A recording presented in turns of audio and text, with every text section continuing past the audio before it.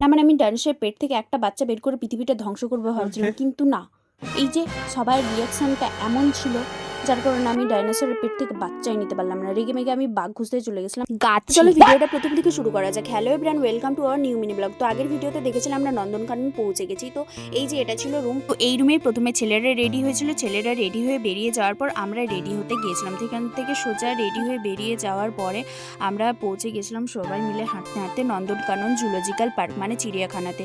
সেখানে গিয়ে সোজা বাঘ খুঁজতে যাই গাছে, কিন্তু গাছে বাঘ দেখতে না পাই খুব মন খারাপ হয়েছিল। কিন্তু না, ওই যে দেখো বাঘ, সিংহ, আর এই বাঘটা দেখো খুব অ্যাটিটিউডে নিজের হাঁটছিল। সব কিছু দেখে মজা পেলে ওই হাতিটিকে দেখে একদম খারাপ লাগছিল, কারণ তার বয়স অনেক হয়েছিল। এই কুমিরগুলো তো খুব মজাতে ছিল। আর এই যে সেই ডাইনোসর যেটা আমি নিয়ে আসতে চেয়েছিলাম কিন্তু আমি পারিনি।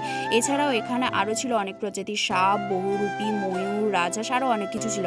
সব কিছু দেখে আমরা কমপ্লিট করে যাচ্ছিলাম জঙ্গল সাফারি। তো চলো এরপর কী কী করি দেখা হচ্ছে নেক্সট পার্টে।